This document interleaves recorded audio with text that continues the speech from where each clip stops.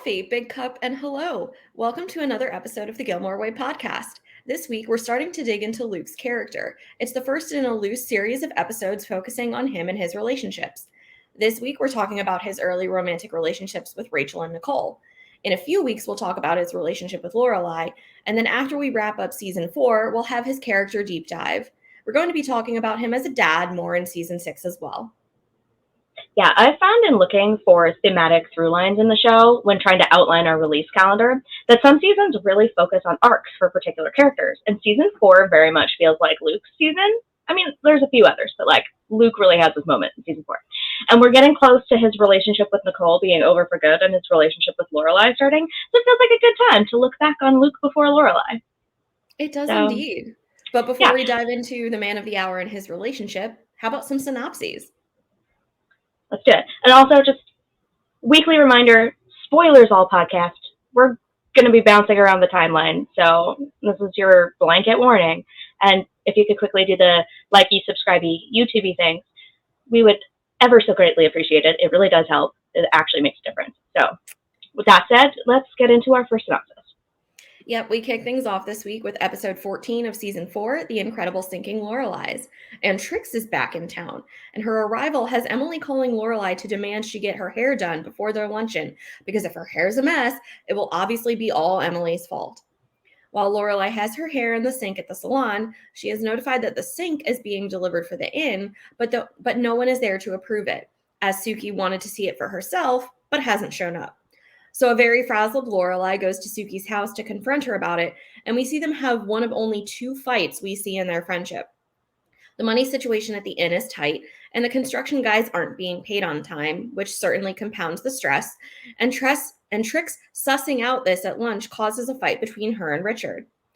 Lorelai resorts to asking Luke for a loan of $30,000, basically breaking down in his arms while telling him about how she's struggling. Meanwhile, Rory is also struggling with keeping up with her schoolwork, and a D on a paper and advice from a professor lead her to drop a class, which causes an identity crisis because she's the girl who handles things. She and Lorelai keep missing each other, so she goes to the inn to try and find her, but runs into Dean instead, and she breaks down in his arms as well. Like mother, like daughter. Mm-hmm. Season 4, episode 15, Scene in a Mall. Lorelai and Rory decide to play hooky from responsibilities to spend some quality time together and get together to go window shopping. But they're both broke, so the outing isn't very fun.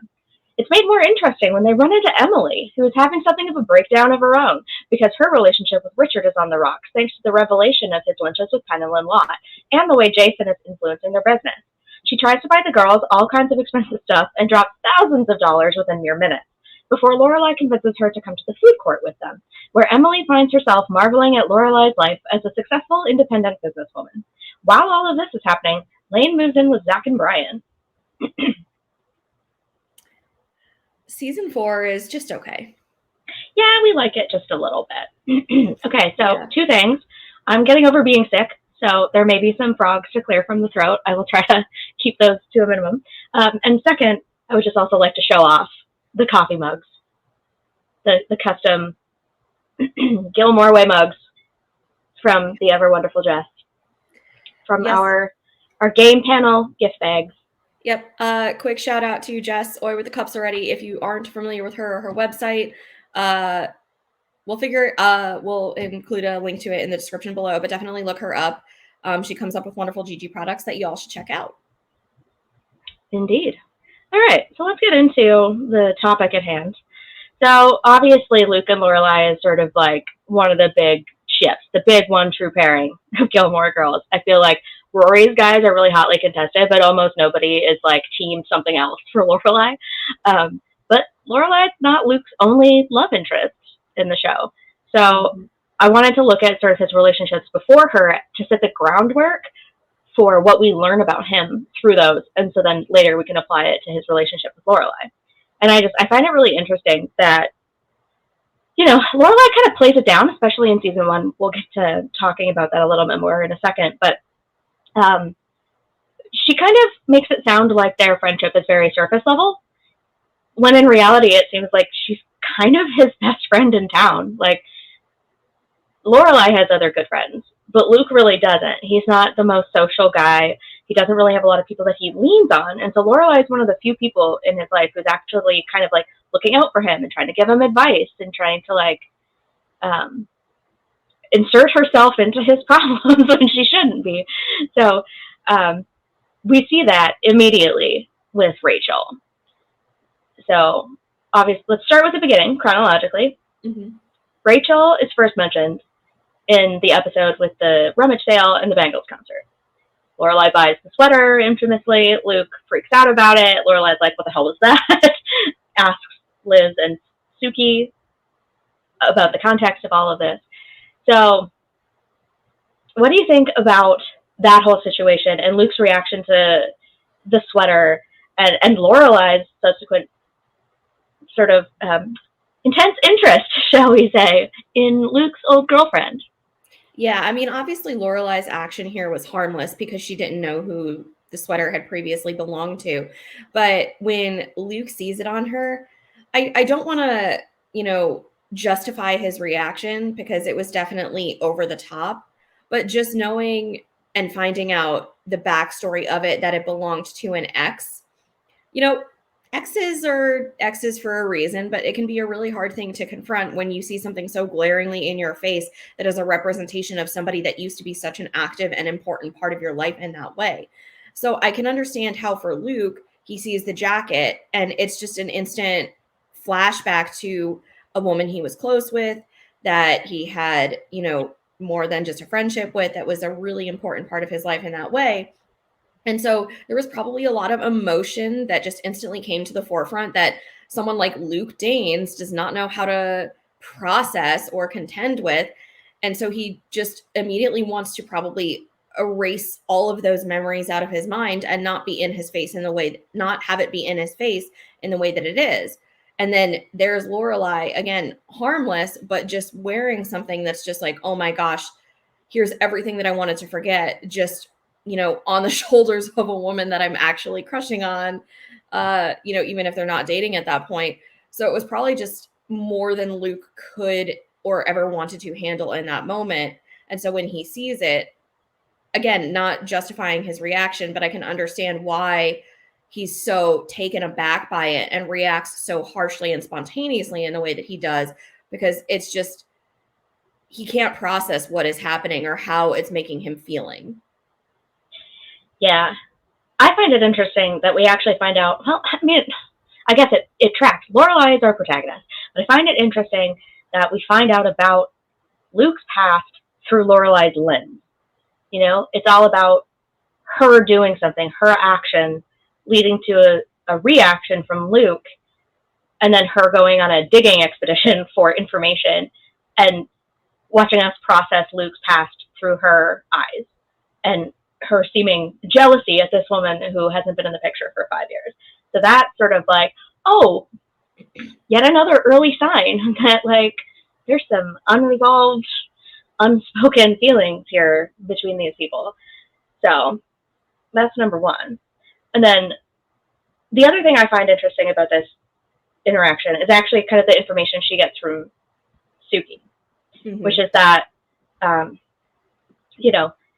Rachel is this adventurous woman who really doesn't like to sit still. And, she's jumping off of cliffs and diving into the lakes and riding horses. And Lorelai likens her to Wonder Woman, which is funny because Chris likens her to Wonder Woman, which just goes to show you the pedestal Chris puts Lorelai on, when Rachel, it really is kind of that adventurous, free spirit, strong, independent, like superhero almost, in a way that Lorelai isn't. And then Suki says, Stars Hollow is too small for her. She wanted to be somewhere more exciting, and Luke didn't, and that was essentially kind of like what broke them up. Luke's lived here his entire life, wouldn't go away for college. I think they're going to bury him in the diner.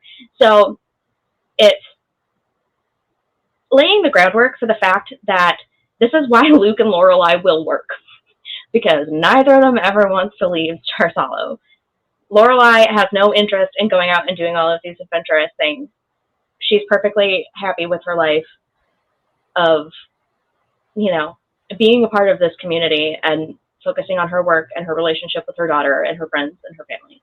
So I find that interesting. But the other thing that makes me wonder is, do you think Rachel grew up in Stars Hollow? Because like, how did they know each other? How did she come to this town? It's almost implied. It's like, I wanted to be anywhere but here. But if they only dated 5 years prior to season 1, that was only like 1996.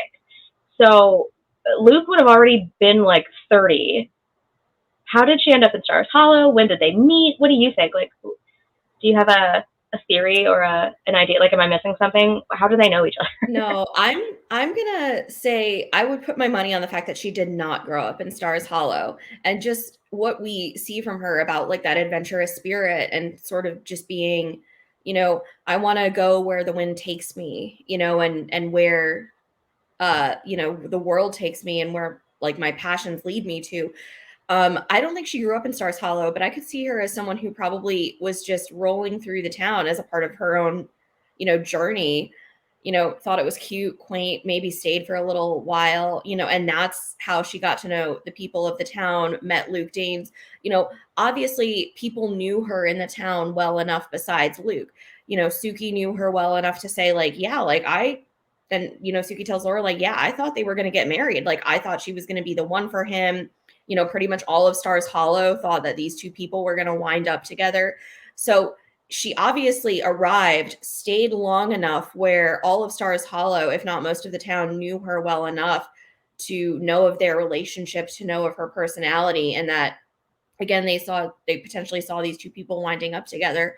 For whatever reason, she dipped out, in the past and left Luke hanging, and obviously they didn't wind up together.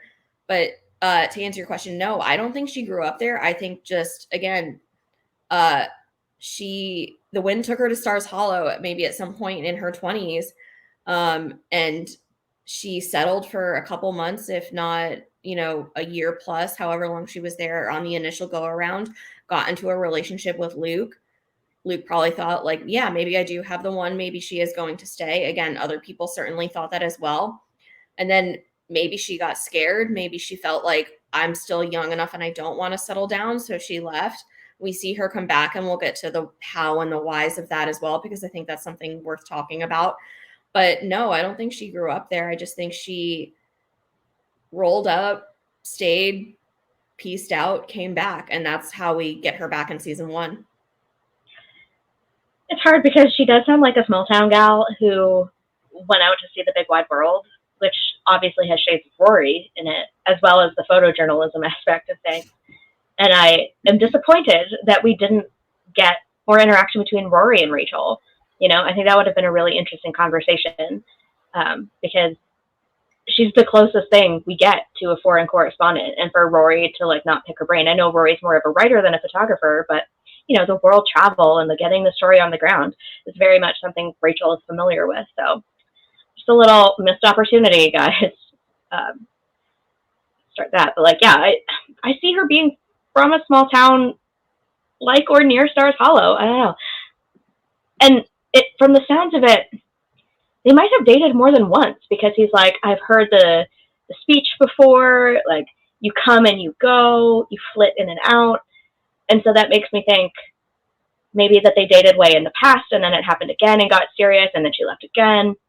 Because, your 20s is kind of the time when you start going out and exploring things. Maybe they were high school sweethearts, and then she went off to college and came back for a little bit and left again when she was like, oh yeah, I remember why I left this town in the first place. I don't know. It seems like a pattern that's being repeated with her return again, because when she does finally arrive in Star-Crossed Lovers and Other Strangers, he's like, what are you doing here? Like, what's the deal? So yeah, I mean, and that's the thing too, like, correct me if I'm wrong, but in my rewatches and just in looking into things in the lead up to this episode, do we ever get Rachel's last name? No. So that's what I'm saying. I don't think we do. And so I think if she had been such a solidified part of Stars Hollow, and if she had grown up there, that would have been something that would have just been disclosed to us, even if it's just in like a passing comment from one of our characters, but she's only ever referred to as Rachel, Rachel, Rachel. And you make a good point too, where she's been in and out of the town more than once. It's not like her departure from Luke's life only happened once. It seemed like she has definitely been flitting in and out on various occasions. And so I think for somebody who has been kind of that all over the place, for lack of a better way to phrase it, I just think, Luke obviously eventually learned, don't get attached to this woman. He tells Lorelai, don't expect her to be around long. I think perhaps even Suki knew too. Like, I know of all this backstory. I know how many times she's come and gone. That's just who Rachel is. But I think the fact that we don't ever get her last name kind of pushes me in that direction of, we don't really know her as well as we could. And I don't think the townspeople ever did as well.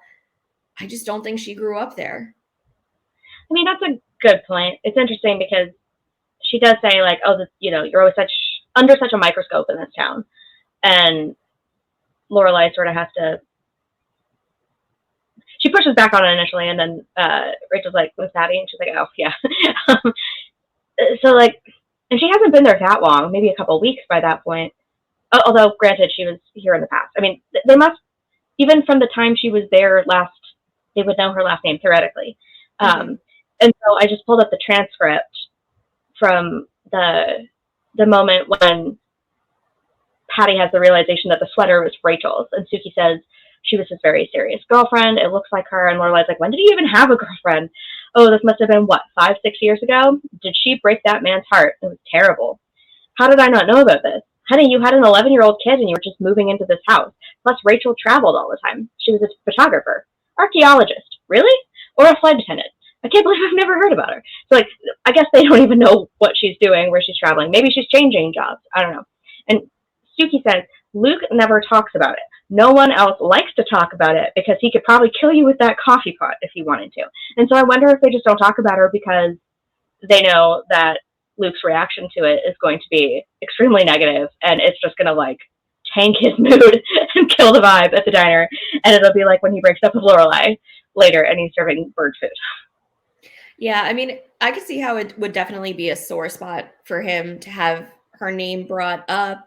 But if he was so still, hurt and bent out of shape by how things ended the last time, why didn't he immediately dismiss her when she shows back up? He could have just been like, hi, Rachel, bye, Rachel. You've come in and out of my life so many times and you've hurt me so many times. I can't do it anymore. You can't be here. You need to leave. But he lets her, once again, re-enter into his life, and he lets her stay, even knowing in the back of his mind that potentially she's just going to leave again. He makes it very clear to Lorelai, don't get attached to Rachel. This is what she does. She comes and goes. It's not going to be long before she leaves me again, before she leaves Stars Hollow again. I know you two have been hanging out. Great. It's not going to last much longer. She won't be here. And I want to start just talking about that a little bit, because do you think Luke is justified in having such a reaction in that regard of just being like, he has no faith in her at that point? He's just like, yeah, it is what it is. I'm just waiting for her to peace again. I don't think he's unjustified in having that reaction, because he does recognize the pattern from her. He's the one who's been in this relationship, and he knows how she tends to behave and what her proclivities are in terms of getting bored and running off and doing something wild. That said, like, he's not wrong.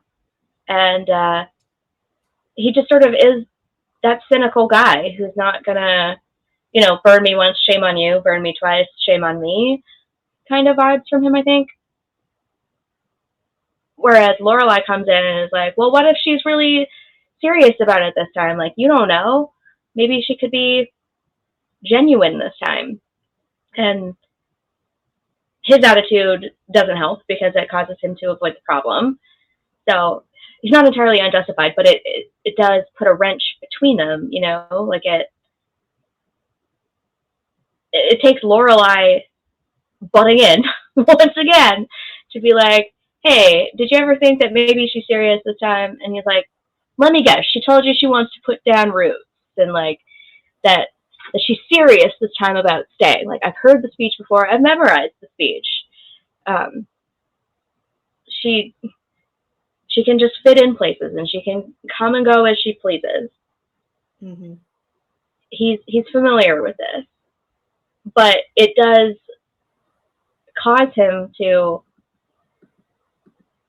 act in such a way that continues to push her away. But also, we have the Lorelai of it all, because we know, as the audience, we can see what's brewing between them.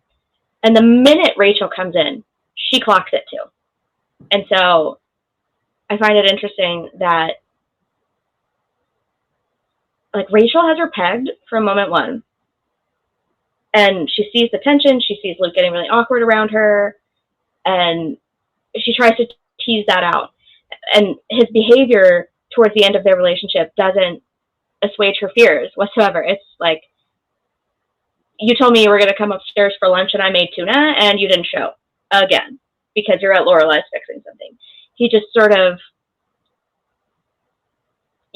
lets himself fall into that trap of cynicism that makes it so that he doesn't really put in the effort, even though, like, he gives her keys in a drawer and, you know, the talk from Lorelai initially gets him more on board.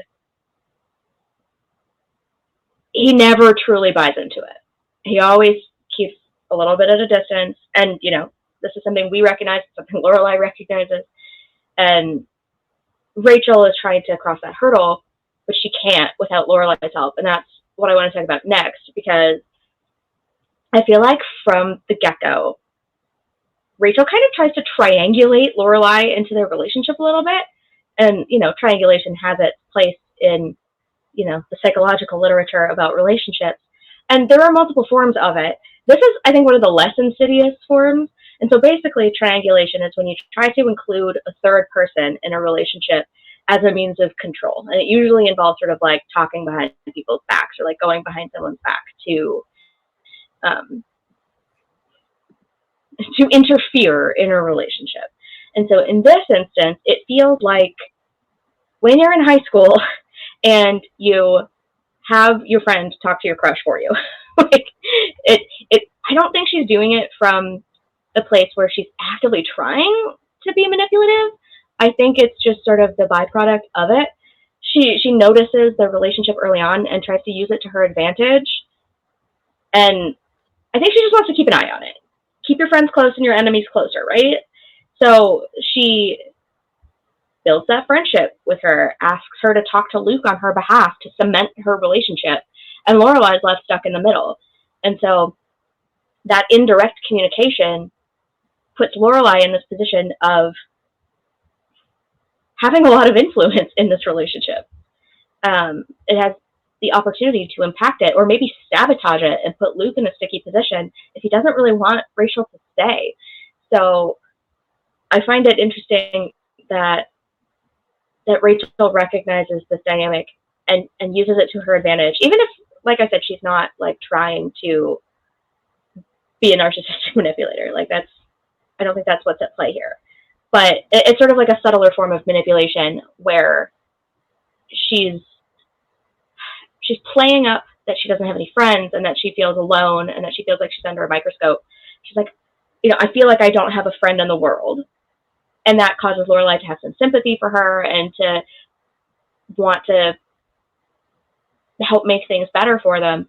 And so she's spotting this thing that could be a romantic interest, and she's kind of trying to like get Lorelai on her side so that she won't go for Luke, and is using Lorelai to communicate the things that she's too avoidant to say to Luke herself. There it is, right there. I think that last sentence was just encapsulating what is going on here so perfectly. And I don't think that Rachel was ever intending to blatantly cause harm.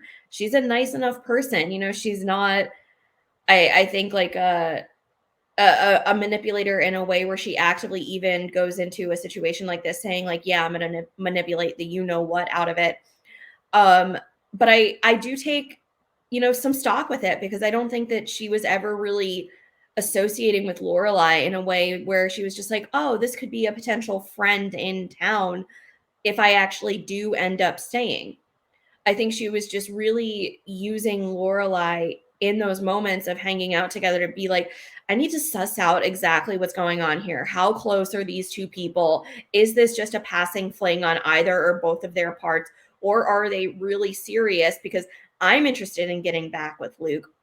I'm here and I want to stay, but should I make the effort to do so if I'm just going to be railroaded by this other woman, if it's never going to work out because Luke is actually too, starry-eyed for Lorelai. Lorelai is just going to try to undermine me. She's like, as the third party coming in from the outside, I need to know exactly what's going on here and where I stand on this playing field. So I'm going to act all buddy-buddy with Lorelai. I'm going to invite her over to like take a look at photos. Maybe we can go for a walk, check out the inn, all nice things to do. But I think it was just Rachel again being like, I need evidence and I need knowledge of what exactly I am up against here. And this is how I'm going to find it out. And I hate that she even takes it a step further and then is just like, I'm also going to use this woman to try and gain an advantage on this playing field where she may be interested in Luke, Luke may be interested in her, but I'm actually going to use this woman now to try and put myself further down the field, so to say, where she makes those, she goes to Lorelai and she's like, hey, can you just, if it ever comes up, if it's ever a good time, do you think you could put in a good word for me? Tell him that I'm actually here to stay. Can you try and help me out with that? It's not something that's like egregiously wrong for Rachel to be doing, but it's like, if your behavior and your words are not enough to convince Luke of that, should you really be asking this of this other woman who has a genuine interest as well, and that there's already something there?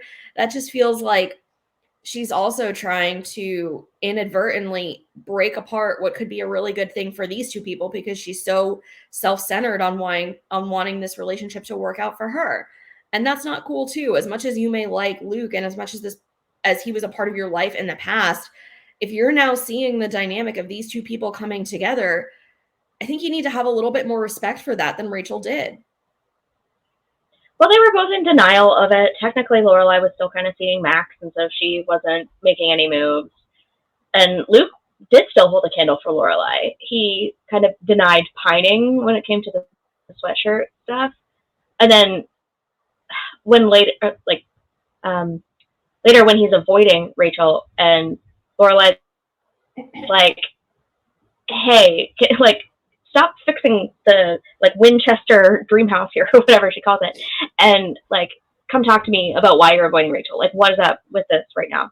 And he says, having her back isn't the fantasy I thought it would be. So clearly it was something that he had thought about and that he wanted, and he's like, I missed you, and she missed him, and so there was a mutual interest still there. And if Luke and Lorelai were just going to be too idiotic to make a move on it, Rachel saw her in and she took it. But, looking at her motives, I think she's a very avoidant personality type. I don't think she has any personality disorders or whatever. I think that would be going too far to say, oh, she's a narcissist. She's just manipulating people and, puppeting them. No. Mm-hmm. I think she has an avoidant communication style. She probably doesn't like conflict or direct confrontation, and she stays on the move to avoid her own emotions. And that's where Lorelai comes in, because she can use her to be like, hey, put in a good word for me. And I find it interesting that she even takes her to the Dragonfly, and that's where she decides to sort of have a conversation with her about, I'm really serious about putting down roots. It's sort of isolating them off in this, neutral third space where they can be alone and have this conversation. So there's, no risk of Luke walking in the middle of it or something. So I find that interesting. Yeah, it's just interesting. I also find it I don't know how strong the parallels are, but I find it kind of interesting that there's some parallels between Rachel and Christopher. They're both kind of the ex who comes in to disrupt everything and then take off again on a whim. And they're both sort of that free spirit, rebel, leather jackets. But I guess Rachel's good at her job. I find it funny that, she's, she's in her 30s and she's unattached. She's wandering the globe for work. No roots, seemingly no permanent address, kind of like Rory in the revival. And we don't view her as flaky or unreliable or a loser for wanting to travel around, wanting to have fulfilling work. Probably because photojournalist sounds like a cool, glamorous job for an intelligent person, whereas tech startup software bro has some negative connotations to it. So I just find it funny looking at some of the other characters in light of, we don't necessarily view her that way. We view her as like cool Wonder Woman, just like no plain hair, glamorous, instead of immature, unable to commit. Oh, speaking of unable to commit, my question is, okay, if you're really serious about putting roots down in Stars Hollow, why not just, get a place in Stars Hollow? She immediately comes back and moves in with Luke. Mm-hmm. It's a little quick. I mean, granted, they have a history, and so it might make sense for them at this phase in their relationship, if you can call it that, for them to live together. But if you really want to prove that you're in Stars Hollow for the long run, put down some roots in Stars Hollow on your own, and that will maybe make him buy into it, instead of trying to bring this third party in to, manipulate him a little bit and, convince him that you want a serious relationship. And so, do you think that she's actually genuine in wanting to put down roots? Do you think she would actually stick around if Luke believes her and puts in the effort and doesn't flake out on her? And why do you think she wants this? What does she see in Luke specifically that makes her want to return to this place and stay? A place that she was once seemingly so desperate to escape out of her own boredom, but now she wants to build a life here? What is your take on that? Nope, I don't buy it, Rachel. Sorry, not sorry. Again, she seems like a nice enough human being with a lot of good qualities and just a lot to bring to any friendship or other relationship that she may get into, whether, past, present, future. But I don't ever buy the fact that she was going to remain in Stars Hollow again long term. I think that, we don't know what exactly was going on in her life in the weeks leading up to her coming back to Stars Hollow in season 1. But maybe she was having financial troubles. Maybe she was just, not sure exactly of where her career path was going to take her or what the next step of her life was going to look like. And so maybe she needed somewhere to go. And so she thought, Luke Danes has always been a nice enough person. I know if I were to go back, he's never going to dismiss me or leave me without a roof over my head or try and help me out in one way or another, even if it's just as a friend. So she goes back. And I also think there might have been a nostalgia factor to it too, where it's nice and it's fun, but it's also comforting to return back to places that you've been to in the past, that you've spent a lot of time in, with people that are going to be positive and receptive and warm to you. So I feel like maybe she saw this also as a place where she would feel at peace and calm, just again, even using Stars Hollow as another stepping stone and another just place that she could be in to breathe for a couple of weeks or a couple of months while she tried to figure out what her next move in life is going to be. So I think that perhaps she was even trying to convince herself, yeah, I'm here to stay. I'm back. Luke's always been good to me in the past. I want to try and pick this back up where we left off. Maybe she was trying to tell herself that. Maybe there was even a part of her that believed it. But I feel like deep, deep down, Rachel was never going to be in Stars Hollow long term. Even if she picked up the relationship for, again, a couple of weeks, a couple of months, I feel like at some point down the line, she would have just done what she's done in the past and left again, because I see her being content there short term, but I don't ever see her being content there long term. So no, I don't think she was genuine, even if she wanted to believe it for herself in the moment. I think Luke was right in just being she's just going to do it again. It's only a matter of time. Yeah, I think people like her have a hard time changing that tendency, if you're not willing to confront what's keeping you on the move, you'll never actually settle down. And so you're right. I think she's trying to convince herself that it's like, it's time to settle down, when in reality, that's not the lifestyle she wants. And time will pass and she'll be like, oh God, now I remember why I left this place. I'm bored again. What do I do now? So, yeah. And I guess one last thing I want to talk about as it pertains to Rachel is just sort of Luke's reaction to her, going back to that conversation he has with Lorelai when he's kind of dodging her, and Lorelai's calling him out on it, and he's like, I'm not hiding from her, but I think I'm hiding from her. Mm-hmm. And, it's weird having her in my place. I'm a loner. I'm used to living alone. I'm used to the milk being exactly where I left it, and she moved it, and I'm not used to having someone that I need to be accountable to, responsible to. I'm not used to people kind of waiting for me, expecting me to do things. And so it lays the foundation for his Unabomber existence that sort of becomes a trend through the next couple seasons. Even when Jess shows up next season, he just sort of expects that, buying some groceries in an inflatable bed is enough to provide for someone else and to be there for someone else, when there's a lot more accountability and responsibility that goes along with any kind of relationship, whether romantic or familial or friendship, right? And he had a hard time grasping that early on, and we really see that with Rachel. And it kind of sticks around even when he's with Lorelai. It's a really hard transition for him to go to living with her and to having to deal with her past and all of these other things. And when they renovate the house, and it's they're kind of not on the same page about that either. And so I find it illuminating, shall we say, this conversation that they have about life not being a fantasy, and about it's not so bad to have someone waiting for you at the end of the day.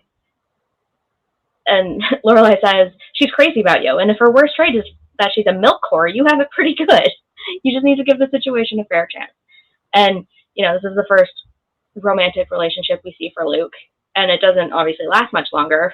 Lisa Ann Hadley's only around for 5 episodes, and soon after this, she pulls the plug on him because she sees the chemistry with Lorelai, and she sees that he's not really in it, not because of her, but because of Lorelai. So, do you have any last thoughts on Luke's relationship with Rachel and kind of how he treated her and how it all ended? I mean, I don't think that either one of them did anything disastrously wrong to the other. I just think that they both, again, knew in their heart at the end of the day that as much as they might always care for each other as people, as much as they had a past together, I think there was a part of them that both just knew and needed to accept the fact that it was never going to work, no matter how many times you try and re-enter each other's lives to fix it or to make it work. Sometimes you just need to recognize in somebody else, we're done here. And I would hope that for the both of them, they can call it quits, but in a way where they can both just realize, we're still good. If Rachel were to ever roll up into Stars Hollow again 10, 20 years down the line and come to Luke's for a cup of coffee, that he would just be like, oh, hey, how are you doing? How's your life going?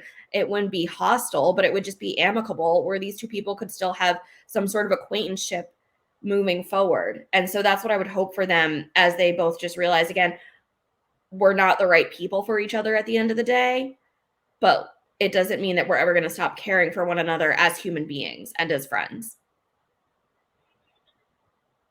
Yeah, it was just one of those, it's good, but it's not great, not quite right kind of relationships. And yeah, I don't think either of them did anything super crazy or egregious. But when it's not right, it's not right.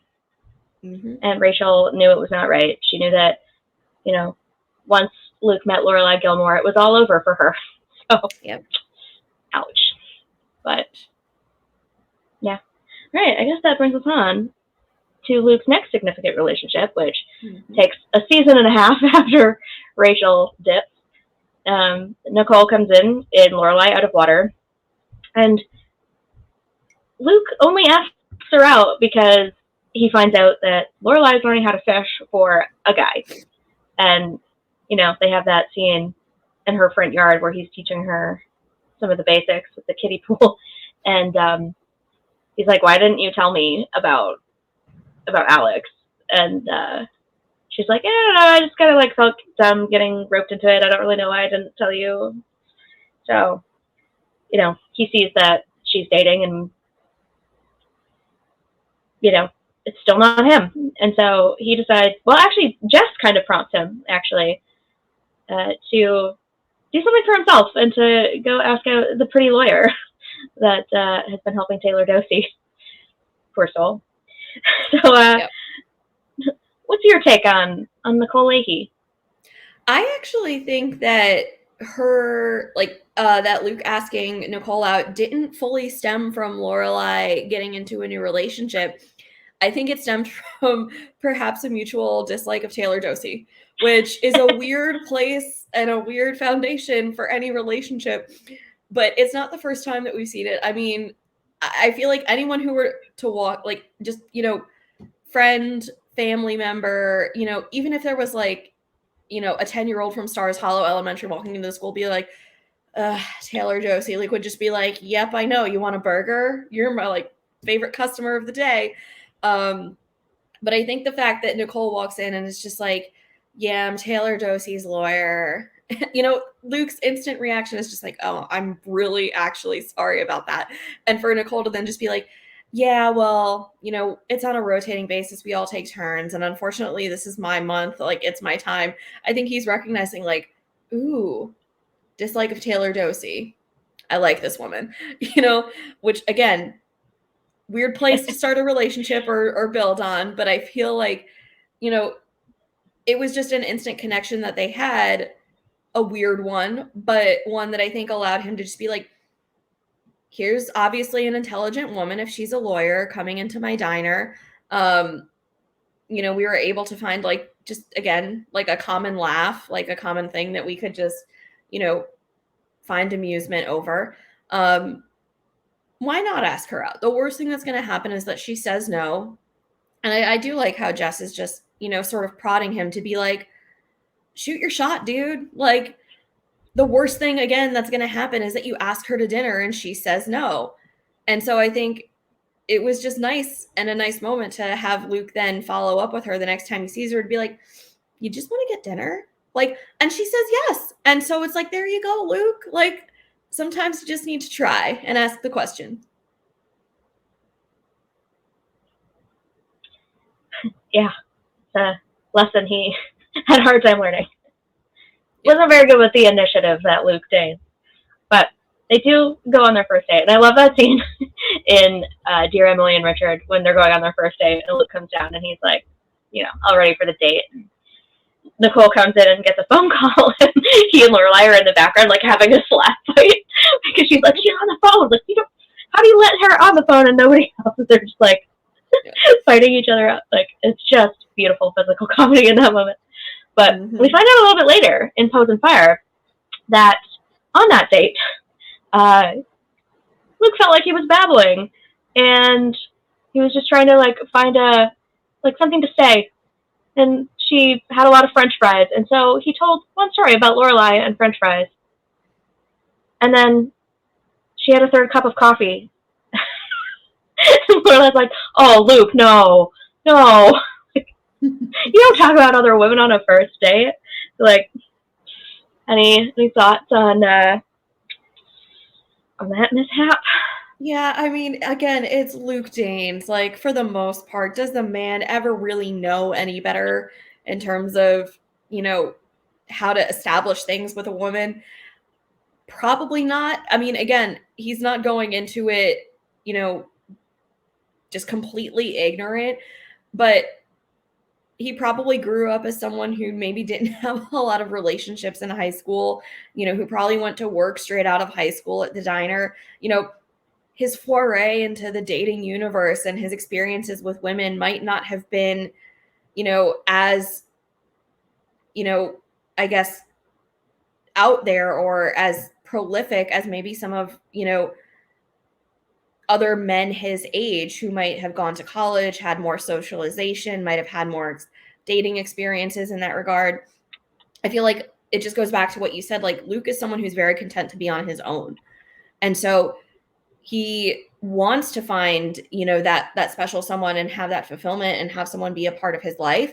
But he is also not one of those people who goes home at the end of every night and cries into his pillow because he's still single. He's very good at finding self-contentment and self-fulfillment and being okay just existing on his own in that regard. So I think like the awkwardness that we see with how he acts on dates sometimes and doing things like that are huge no-nos that you should never be talking about, another person, especially someone that you potentially have chemistry with on a date. It doesn't surprise me that we see that from him, but I'm glad that he has Lorelai to be there as like a sort of dating friend wing when their relationship is always so weird when they're with other people and they're trying to give each other advice. I don't even know what to call it, but it's good that she's at least there just to be like, don't do that. Yeah, she tries to help him out because she thinks he's kind of inept at these things. And, she's not entirely wrong. But, that kind of underlines the theme here, which is Lorelai butting into Luke's relationships and giving way too many opinions. Like, when he says that he wants her to take her on a cruise. And she's like, the love boat. And it's like, romantic cruise is the perfect place to get down on one knee. And Rory kind of backs her up and is like, yeah, romantic cruises do say commitment. And it kind of freaks him out. And he almost like calls the whole thing off. But then Lorelai's like, I would really hate it if you actually called this off because of my teasing. Like, you really like her. You deserve a trip. Go for it. Mm-hmm. So there's that. And it plants the idea in Luke's head. And they actually do get married on that cruise ship. It was impulsive, random marriage. Don't do that. just don't. But, and then, when he returns, he's all cagey about it, and he doesn't want to tell her because it's just, like, so overwhelming. And her reaction to that is just, she's like, between my jet lag and your love life, I'm busy. So, I don't blame her, frankly. That is such a whirlwind. And, again, it feels like he sort of pitches it to her in Strings Pinocchio when he's like, it doesn't feel right anymore, given, I don't know, everything. Like, it's almost like he's fishing for, for interest from her as a way out of this trip. And when she's like, no, you should go, and she's really supportive, he's like, okay, cool, I'll go. And then he marries this girl. I think as a way to sort of be like, I pitched it out there, and it's never going to happen. Like, let's just do this. And obviously they think it's a big mistake. But take on the marriage? Like, what? Yeah, what did you think when Luke revealed that he married Nicole on the cruise ship? Like, I would be someone who would be kind of having a similar reaction to Lorelai, where it's like, he comes home and I would just be like, oh, sweet honey child, no. Like, what have you done? What did you do? Like, did you not realize that was such a bad idea in the moment? Were you too drunk? Like, did you just hit like the all day buffet on the cruise ship and just get loaded and like you thought this was a good idea? And I could see even Luke Danes being someone who wakes up the following morning and it's just like, oh no. I feel like there was probably a reckoning that the both of them had, the next morning or in the days afterwards, where they were just like, probably shouldn't have done that. And I agree. Like, that was just a marriage that they rushed into. You got married on a cruise ship. I mean, again, like, people I'm sure have done it many times in the past. We'll do it many times in the future. But I just feel like as we're talking about this relationship, it's just, you weren't even sure that you wanted to go on a cruise or take a vacation with this woman. And then a few days later, you're marrying her on a trip that you weren't even sure you wanted to be a part of. What are you doing? Why? Like, please rationalize this for me, because I can't wrap my head around it. He probably came home just being like, what did I do? Like, where did that come from? And so I think if their relationship was ever going to work, it potentially could have, but I think that marriage kind of did them in, because then having to deal with the aftermath of it and contend with, like, we probably shouldn't have done that fast, just led to so much built up tension and strife that then comes out in the coming weeks, months, even as they try and rectify it, because getting a divorce is just too much hassle. I have thoughts about all of those comments as well. But like, no, that was the last thing that should have happened on that boat. So yeah, that brings us on to the next interesting thing, which is the reconciliation. Nicole shows back up at the diner in Festival of Living Art and says, like, we were just two people who really like to be together. Why don't we go back to the fun part and put aside being married and put aside divorce and just be together again and see how that goes? Which I could see that, go back to being a little more casual and like actually building the relationship. They'd only been together a few months. Like, they meet in January. By like April, he's meeting her parents. May, they're going on a cruise and getting married. So that's like, what, 4 months? 5 months? I don't know. I guess it depends when on that cruise that happened. Rory and Lorelai get back in like August so that Rory can start school, and that's when she finds out about the marriage. So they can't have been together much more than about 6 months by the time that happens. And then it takes another couple of months for Nicole to kind of come back and say, hey, let's give this another shot.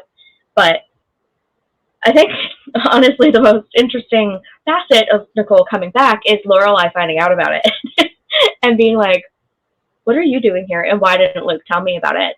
And then, so she sees her in the diner and just leaves. It's like, I'm not hungry. I'm bye. And she comes back later and confronts Luke about it. And she's like, Nicole, I saw Nicole.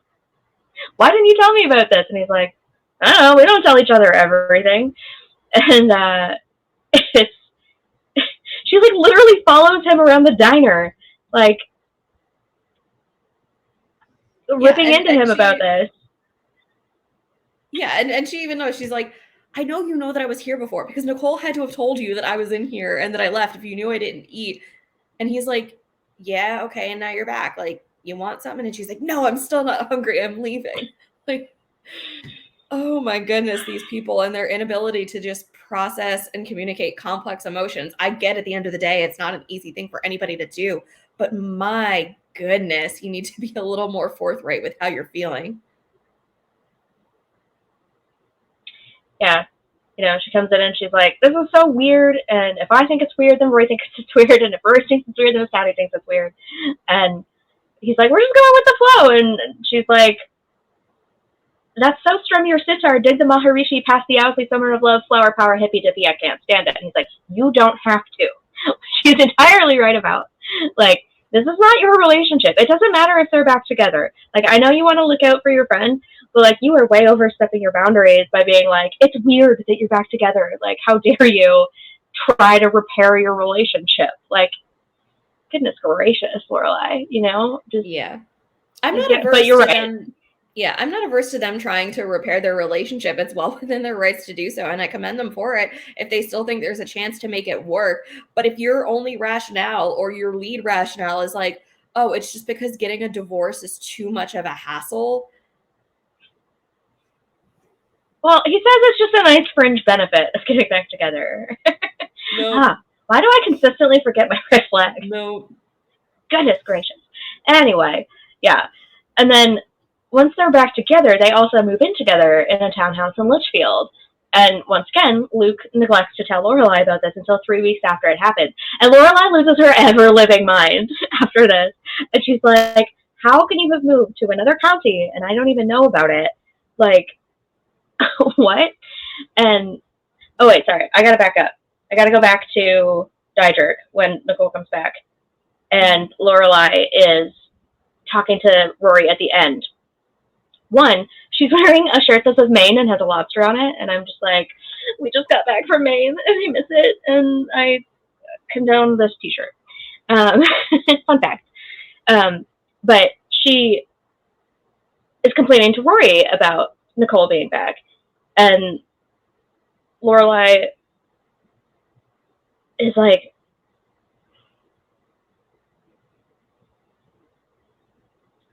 I don't want the weirdness between me and Nicole if she's back in our lives.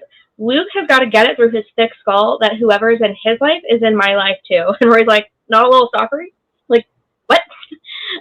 She uses the excuse that it's a small, close-knit community. And yeah, that's a cop-out. Big cop-out. And then Rory, ever so rightly, points out the hypocrisy. She's like, so you can tell Luke about Jason?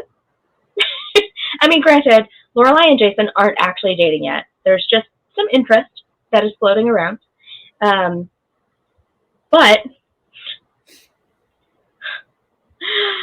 that brings me back to Clamor and Clangor. I had to lay that groundwork because now she finds out that they've moved in together, and she's like, how could you have moved without telling me? This changes everything, even though the diner's still open and he's still there to serve her coffee every day. And, she's just freaking out over the fact that he made a major life change, and she doesn't know. She's like, I don't even have your phone number. I'm like, how? How do you not have his phone number? He lives at the diner.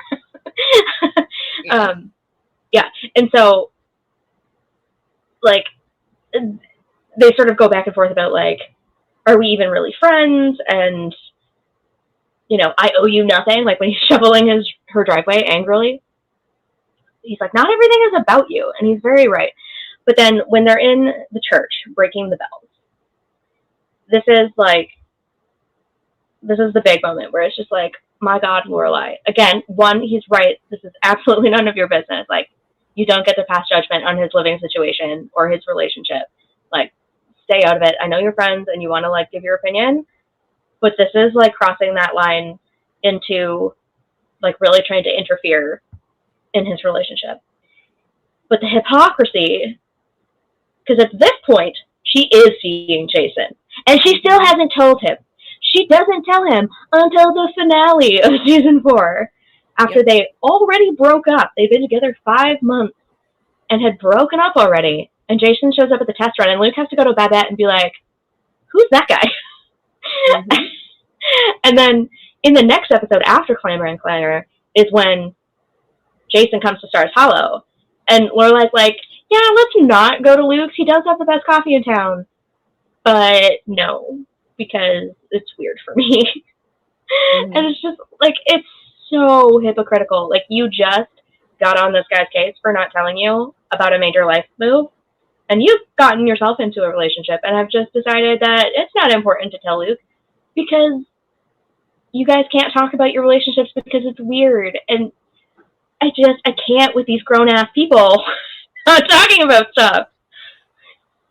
You're not wrong. And it is enormously hypocritical. If I was Luke, I would just be like, so you can know all the ish about my life, but you get into a relationship with somebody and you can't tell me. And again, they don't owe each other that, but it's not right for Lorelai to just have standards for what Luke should be disclosing to her, but then just be like, oh, but I'm never going to tell you anything ever. I think it's just because even perhaps as Lorelai was getting into this relationship with Jason, she was still trying to put clamps on her feelings with Luke. That was always there. That was always underlying. So I think it's not that she cares for Jason less or doesn't have feelings for him. I actually think, and we've talked about this, go back and watch our Jason episode. These two people, had ground to stand on with their relationship, and they did have a level of chemistry and compatibility with one another. It wasn't non-existent. It was there. But I feel like Lorelai was just always needing to try and evade how she really felt about Luke when she was with these other men, because she didn't want her relationships with these other guys to be influenced by feelings for Luke, where if that were to come to the forefront, any person that she's dating is going to be like, why are you so hung up on this dude? You're in a relationship with me, you're not in a relationship with him. And if that's what's going on, maybe this isn't going to work. So I should feel like she had to hide it. And that's maybe why she didn't go to the diner, because she was like, I can't do a poker face when I'm around Luke Danes. It's just going to be so transparent. And I don't want any man that I'm with to read it because I don't want to screw it up. Yep. All true. Yeah. So I also find it interesting how much of Luke's relationships are portrayed through dialogue without the actual person present. Like, we don't see Nicole between season 4, episode 8 and episode 16. Mm-hmm. So she comes back in episode 7. Episode 8, things are rosy. She's like, hi, Lorelai, it's good to see you. And like, yeah, I'm back with Luke. And that's really all we get of her then. But the rest of it is just Lorelai's reaction and her interactions with Luke and Marie about it. And then Clamor and the Clanger, it's all through dialogue with her and Luke and her reaction to his taking a step forward with her. And so we don't even see her for like months at a time. And then when she comes back, they're fighting. It's nothing but fighting. And I love that scene where they're fighting on a park bench and Kirk's trying to read her list. Mm-hmm. That's really funny. But then, obviously things are not going well in their relationship at this point. But it just sort of like comes out of nowhere. Like last we heard, they were moving in together and things were okay. And all of a sudden, they're just falling apart. And, once again, it sort of feels like the writer's trying to cram in a plot point in order to make something else happen. Like, they had to tank Nicole's character at this point in order to push Luke's story forward and make it so that he's divorcing Nicole just in time for Lorelai's impending breakup as well. So, I really liked Nicole early on. She's nice, she's smart, she's ambitious, she's caring, she's not snotty or hoity-toity, and she really seems to like and respect Luke, and I like them together. But then by rating Lorelai and Girls in Bikinis, Boys Doing the Twist, now all of a sudden she seems sort of like petty and combative and ultimately adulterous.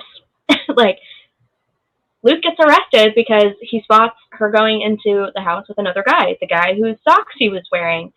And so to take her from this like really nice person to someone who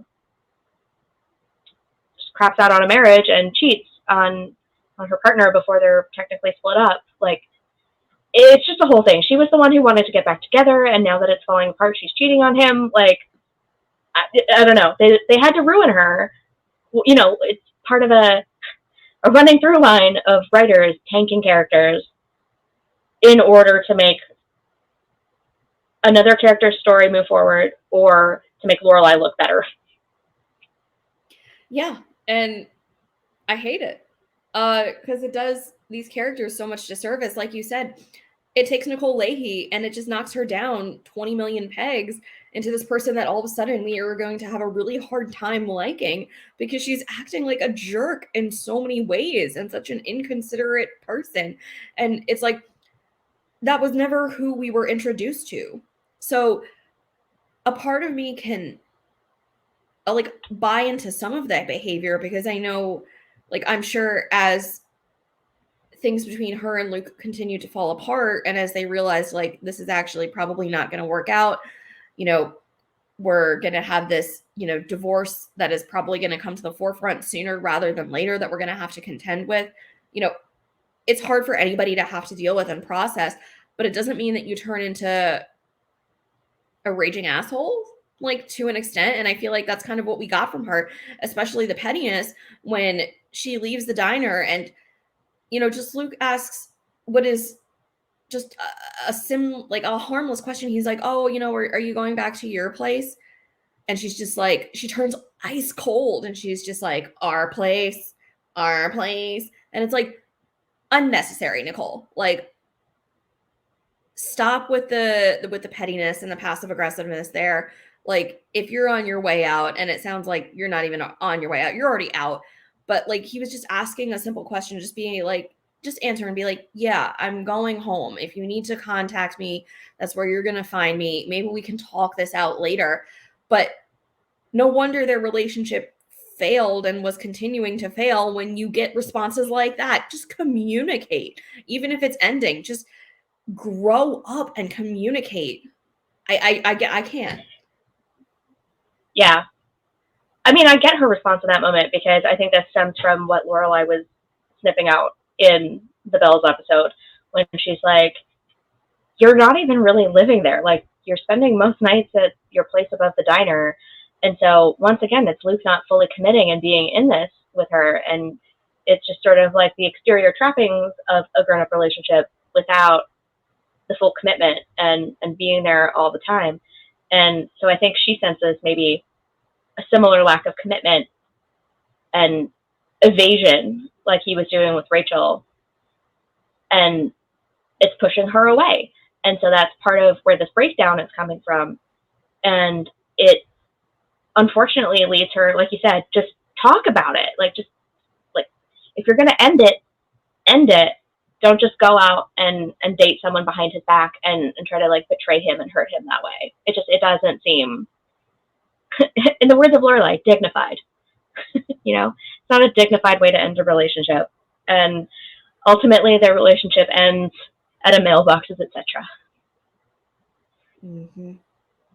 With Lorelai and Kirk talking about novelty stamps right next to them. Getting a mail order divorce. Just mind your own business. Just mind your own business. Oh, so good. Oh, okay, one last thing on Nicole, and then I want to ask one more question before we wrap up. Okay. Obviously, there seems to be some parallels with Nicole and Luke and Dean and Lindsay. Mm-hmm. So, you know, they get married for a hot second to someone else when they really want to be with a Gilmore girl, and both relationships end in infidelity.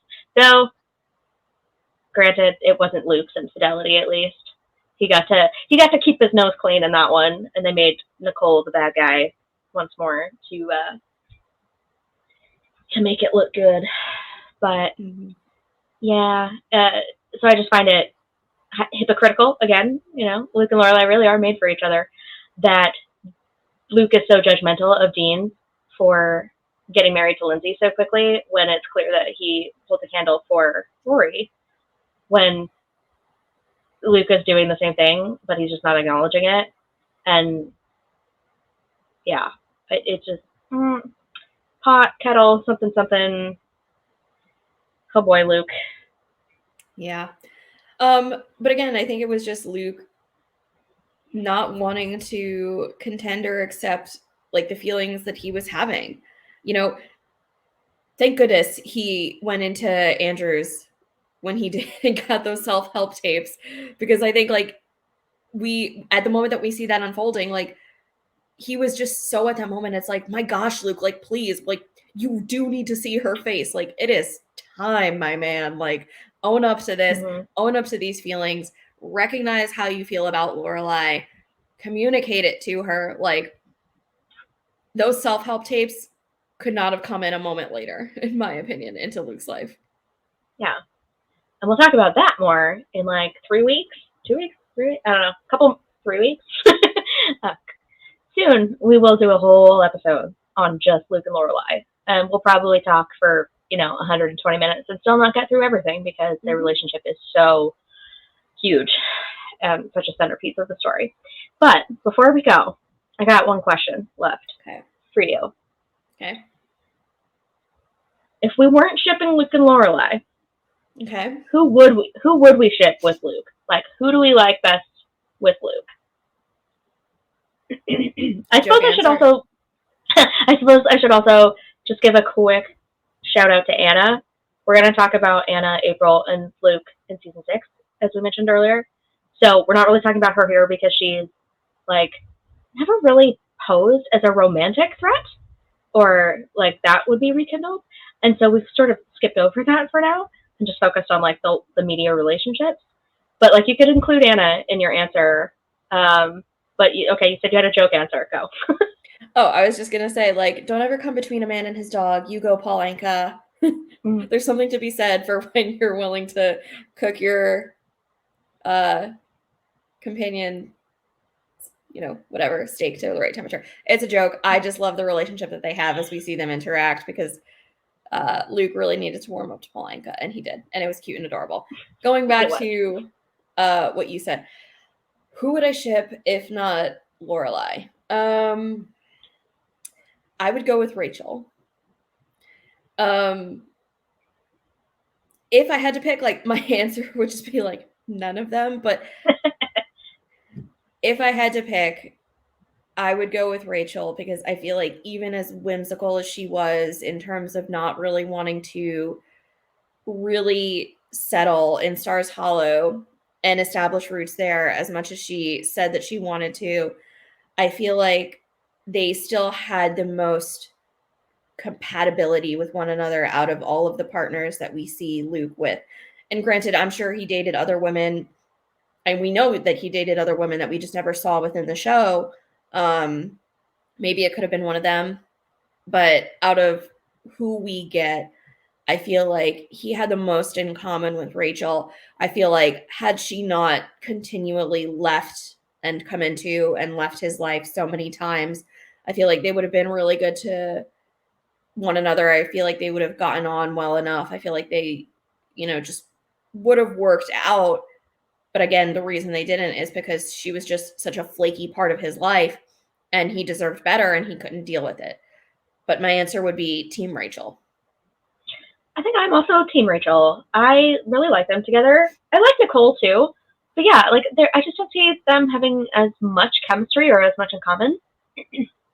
And I also really like the energy that Rachel brought to the show. I liked her interactions with Lorelai a lot. Nicole didn't get as much of that. And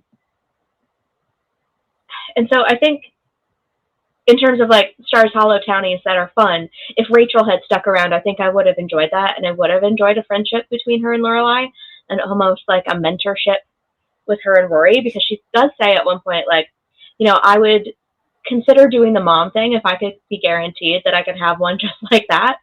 And I think it would be an interesting journey for her to go on, to bond with someone like Rory, and to maybe have that be her impetus to give motherhood a try, and to like really see what it's like to settle down and to form these kind of bonds and to stay put.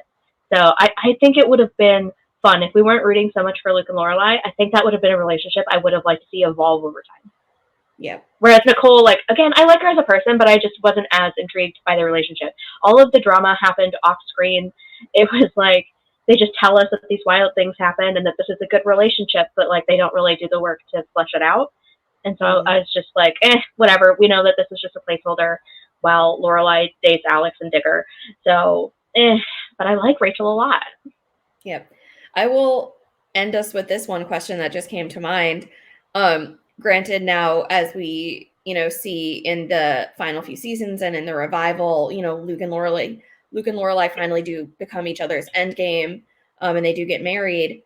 But if we ever got a revival 2.0, would you want Rachel to show back up, and would you like to see her again? Or would you just be like, no, please just leave that door closed at this point in time? I mean, again, with the revivals, I like any nostalgic cameo I can get. And so, like, I like Lisa Ann Adley. I wouldn't mind having her back. But I don't see a good story rationale for her to be back. I don't know what it would mean for the story. I mean, there's a possibility that they could come up with something that would surprise and delight me, but I don't really see it. And so I'm like, unless you got something good. Yeah, maybe she comes back to be the photographer for the Stars Hollow Gazette. Like, I could maybe get on board with that. That's about it. I don't know. Now that Luke and Lorelai are married, I don't know what role she would have in the story. What about you? Would you want her back? Yeah. I mean, again, I would love to see her come back just for the nostalgia factor. there's not really going to be an arc that you could present to her at this point in time. But again, even if, we just see her showing up at the inn because she's like, oh, I'm just passing through Stars Hollow. I needed a bed for the night. So I thought I'd, give you the business and come say hi. And there's just a conversation with, oh, how's your life going? How are you and Luke doing? Where has life taken you? Even if it was just like a quick, one and done scene that was only 4 or 5 minutes of screen time for her. Yeah, I'd love to have her back. It would be joyous to see her on camera again. So yeah, I tend to agree. It would be cool to know where she's at now. Sort of like Dean popping in at the market. That level of cameo could be fun. But, I still will die on this hill. We need a second revival, and it needs Scott Cohen. It needs Max Medina. Yeah. You're not wrong. One of these days, we'll just keep throwing up prayers to Amy Sherman Palladino and the GG Overlords. I have one more question for you. Okay. I thought we were going to wrap this up efficiently, but no. Okay. Anna is obviously a real, fly in the ointment in the later seasons. But would you have rather seen baby mama drama with Rachel or Nicole instead? Or do you like that Anna's sort of like a out of left field curveball where we're like, holy moly? Because, it does allow for a slightly older kid to be like, okay, no, this was a relationship that predated Rachel. And so now we have a preteen who can actually sort of engage a little more. What are your thoughts on that? Would you have preferred sort of something to come out of these established relationships that we knew of where there was history and interaction that we had seen? Or did you like the whole who the hell is Anna Nardini? I would say none of the above. Ooh. I would have been fine with just, I would have been fine with Luke just never having a kid, until he potentially decides to have one with Lorelai if they ever go that route. And again, it's nothing on April, because as much as the fandom can hate on her, it's okay. It's fine. It's cool. I just think that I would have been okay with a storyline for Luke that never involved a child coming out of the woodwork, baby drama with either Rachel or Nicole. Why do we always feel, it felt like sometimes we don't always need to insert a child into a triangle or a relationship or a partnership to create drama. Let's get a little bit more creative. It doesn't always need to be a tiny human that comes into play that does it. There can be complications that arise from other things or other situations. It doesn't always need to be that. So maybe just, I don't know, scale back a little bit on the laziness, up the creativity, and give us a plot point that doesn't involve a kid coming into the picture, but that can still create drama and strife within a relationship that two people need to work through. Whatever that may be. It would be a little too much of a rehash of the Chris, Sherry, Gigi situation. It's too much. But I think, barring that option, which you're right, nothing against April. I think it's a writing problem that's how they decided to screw up this relationship and put it on hold and ultimately end it. It's just, it was weird. Everybody felt like it came out of nowhere and that it just didn't work very well. But if I had to pick between one of the other two, I would say Rachel again, because I'm sort of team Rachel in this instance. And I would have liked to see her take a stab at motherhood. I think she would be a lot like Lorelai. And so to have maybe Lorelai as an influence with Rachel and Luke and their kid could have been a really interesting dynamic unto itself. Yeah. I agree. I think Rachel could have and would have, and down the line, if she ever does have a kid, I think she would be a really just cool, fun mom, artistically challenge her child, give her a good worldview. So I would have enjoyed seeing it. It's not that I wouldn't have. But I just think that to saddle Luke with a kid within a relationship just to create drama and complexity. It's like, just something else, please. It doesn't always need to be a child that gets brought into the equation to do it. Yeah, what is it with everybody on the show getting knocked up? We'll talk about that too. We have a whole episode slated on pregnancy. We'll get there. Mm-hmm. We have thoughts. Okay, I think that does it for I think that does it for this one though. So yep, that's gonna wrap us up here. Yeah, stamp it, ship it. Let's go. Yep. But what have we got coming up next on the Gilmore Way? Next week is going to be a slightly tougher episode. We're going to be talking about grief and loss. Obviously, this is the set of episodes where Trix dies. And so we really have our first kind of real funeral for a character. We've got a few, like, Stars Hollow, towny funerals that are just sort of bits, with Fran and with Stan. But Trix is sort of the first, like, big character on the show to go, and it's the first time we've really dealt with true grief for the passing of a person. And so we're going to get into that, and obviously Asher passes through the course of the show, and